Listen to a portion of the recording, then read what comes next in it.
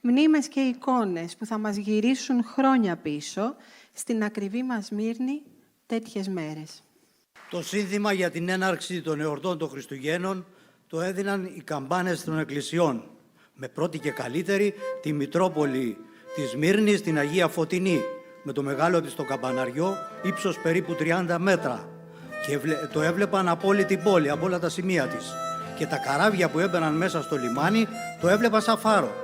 Η εκκλησία αυτή την έκτισε ο Ξενοφών Λάτρης, ο αρχιτέκτονας, τα 1865. Αυτός αργότερα είχε χτίσει και μια πανσύγνωστη εκκλησία εδώ στην Ελλάδα, την Παναγία της Τίνου. Την καμπάνα της Αγίας Φωτεινής την είχε δωρήσει στην ελληνική κοινότητα της Σμύρνης η αυτοκράτηρα της Ρωσίας, η Εκατερίνη. Μόνο στη Σμύρνη είχε 16 ορθόδοξες εκκλησίες, στις οποίες αυτές τις μέρες επικρατούσε λαμπρή εορταστική ατμόσφαιρα. Κι όμως, 2 φορές η Σμύρνη κόντεψε να μην γίνουν Χριστούγεννα, γιατί οι Τούρκοι είχαν κλείσει τις εκκλησίες και μετά από μεγάλη πίεση, την τελευταία στιγμή κυριολεκτικά, ανήμερα των Χριστουγέννων, τις άνοιξαν. Αφού να φανταστείτε, τα παιδιά είπαν τα κάλαντα μετά το τέλος της λειτουργίας των Χριστουγέννων. Τα κάλαντα στη Σμύρνη τα έλεγαν μικρά παιδιά, αλλά και παλικαράκια, κρατώντας ένα τρίγωνο που έβγαζε λαμπερό ήχο, το τουμπελέκι που έδινε το ρυθμό και ξεσήκωνε τον κόσμο. Και φυσικά τα τζαμένια φαναράκια που φώτιζαν το δρόμο αφού έβγαιναν για να τα πούν, όχι όπως σήμερα πρωί, αλλά με το σούρουπο.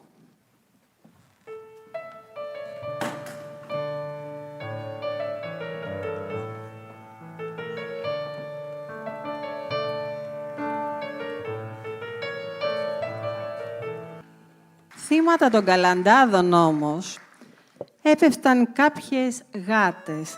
Ναι, καλά ακούσατε, οι γάτες της Σμύρνης. Γιατί, λέει, το δέρμα της γάτας είχε το πιο γλυκό, το πιο μαλακό και το πιο ξεσηκωτικό ήχο. Και τις μέρες λοιπόν πριν από τα Χριστούγεννα, κάποια μεγαλύτερα παιδιά κυνηγούσαν τις γάτες για να φτιάξουν τα τουμπελέκια τους, που τα έβαζαν σε πύληνα τουμπελέκια. Τουμπελέκι σημαίνει δοχείο δηλαδή, που τα στόλιζαν με καθρεφτάκια, κουδουνάκια και χάντρες που τα αγόραζαν από τα κεραμάδικα, τα κερχανατζίδικα. Ύστερα έβγαιναν στους δρόμους, πολύ κρατώντας στολισμένα καραβάκια.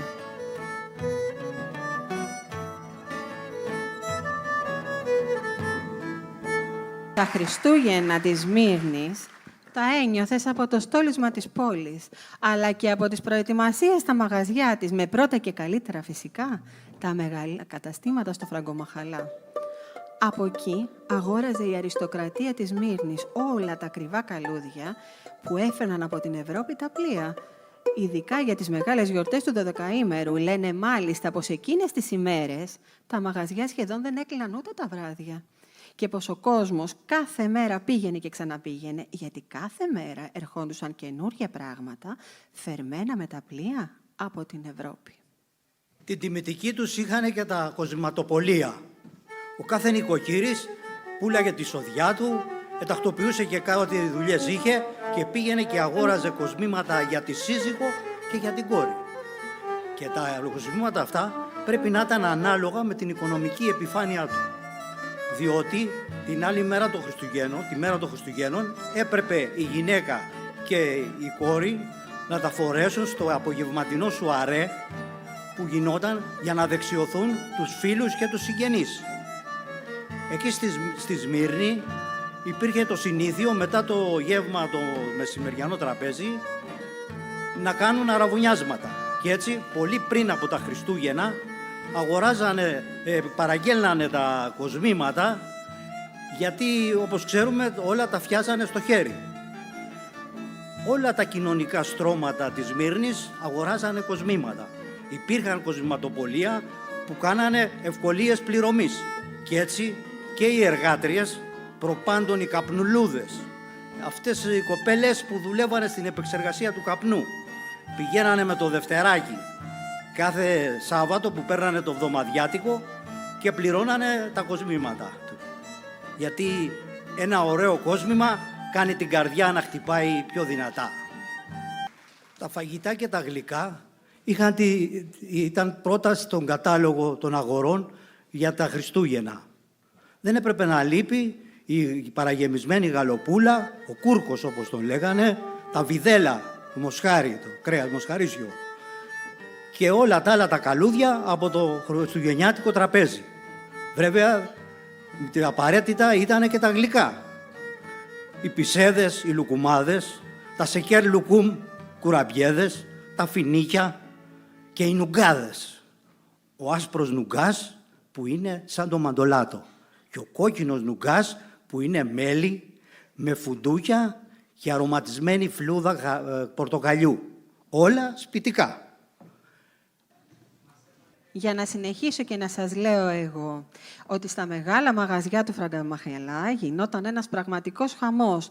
Ήτανε όλοι σε συναγερμό και μέσα σε αυτά τα μαγαζιά πάντα έβρισκε σχεδόν ότι υπήρχαν και στα ευρωπαϊκά. Φανταστείτε ότι υπήρχαν υποκαταστήματα του γνωστού μαγαζιού του Γκαλερί Λαφαγέτ, του Μπον Μαρσέ, του Σολάρι και πολλά άλλα, μέσα στα οποία έβρισκες όλα τα καινούργια προϊόντα που ήταν στην Ευρώπη. Πολλά από τα οποία μάλιστα πρωτοεμφανίζονταν στη Σμύρνη, μιας και έλεγαν ότι ένα προϊόν για να θεωρηθεί πετυχημένο πρέπει πρώτα να γίνει αποδεκτό από την αγορά της Σμύρνης.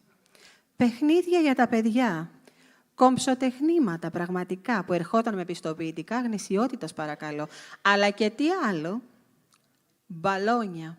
Μπαλόνια στη Σμύρνη του 1900 που γέμιζαν με χρώμα τα σαλόνια των σπιτιών. Να σας πούμε για το χριστουγεννιάτικο ευρωπαϊκού τύπου ρεβεγιόν της Σμύρνης. Ρεβεγιόν, με άλλα λόγια, φαγοπότη. Ένα πολύ σημαντικό κοσμικό γεγονός για την πόλη. Ακούστε τώρα να σας πω τι γινόταν εκείνες τις μέρες. Παραμονές των Χριστουγέννων. Μέσα στο Φραγκομαχαλά υπήρχε ένα διάσημο μαγαζί του Ξενόπουλου. Όχι του συγγραφέα, του Πέτρου του Ξενόπουλου, ο οποίος λεγότανε και Μουσιού Πετράκης. Ήταν ένα από τα μαγαζιά που έβαζε μάλιστα και την ελληνική σημαία απ' έξω. Κάθε χρόνο, λοιπόν, έκανε ένα μεγάλο χριστουγεννιάτικο φαγοπότη, που ξεκινούσε από το βράδυ της παραμονής στις 10 και τελείωνε το πρωί στις 5, με καλεσμένους όλους τους υπαλλήλους του, τις οικογένειές τους, τους φίλους τους, αλλά και Ευρωπαίους μεγαλοεπιχειρηματίες, με τραπέζια άψογα στρωμένα, που είχαν και του πουλιού το γάλα, χριστουγεννιάτικο δέντρο, δώρα που έπαιρναν με κλήρο και φυσικά με ορχήστρα. Ορχήστρα που έπαιζε παραδοσιακά, ευρωπαϊκά, αλλά και ευρωπαϊκά της Σμύρνης. Καλικάτζαροι, άραγες υπήρχαν στη Σμύρνη. Πώς δεν υπήρχανε, καλέ. Και μάλιστα τις ιστορίες για αυτούς τις έλεγαν στα παιδιά οι νενέδες, οι γιαγιάδες δηλαδή της κατώτερης τάξης, καθισμένες με τα εγγόνια τους δίπλα στο τζάκι ή στο μαγκάλι. Τα μικρά, με γουρλωμένα μάτια και ανοιχτά στόματα, άκουγαν και μέσα στα μισοσκότεινα δωμάτια φαντάζονταν ότι κάθε σκιά που έκανε η γκαζόλαμπα ήταν και ένας καλικάτζαρος.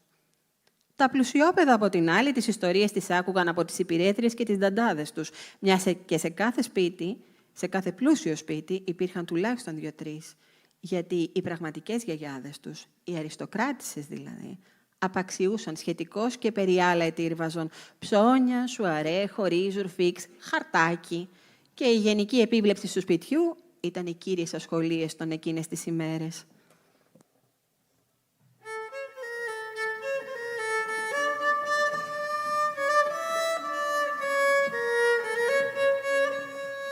Ο κόσμος στη Σμύρνη ξυπνούσε από τις 4 η ώρα την ημέρα των Χριστουγέννων.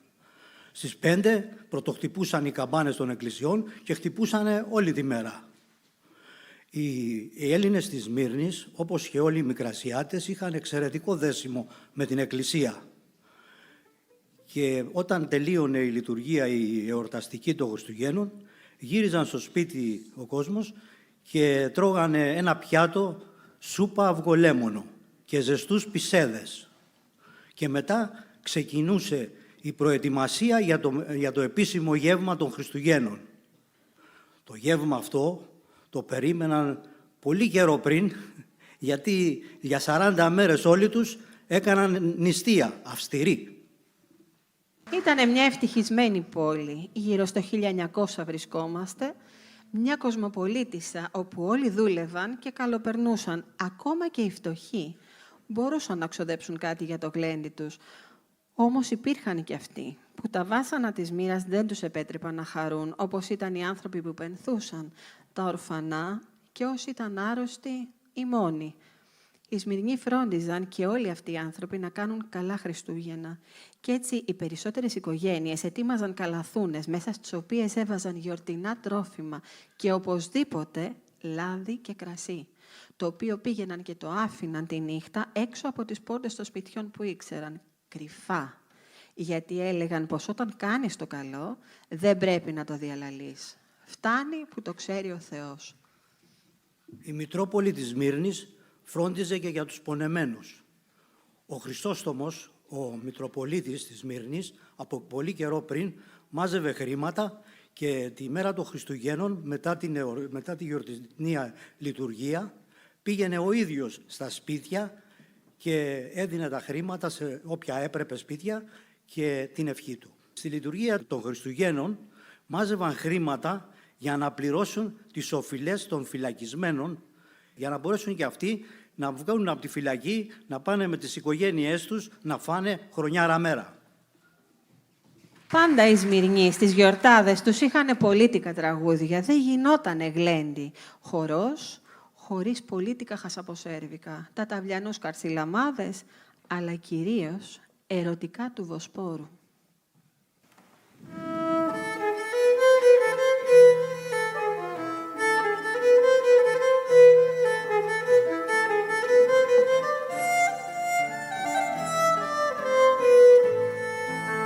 Από μεσήμερα Χριστουγέννων πια, χαρά Θεού, μετά το γεύμα, τα γλυκά, τα φρούτα, τον καφέ, τα λικεράκια και τα πουρα χορτασμένοι και με την καρδιά και με την ψυχή γεμάτη.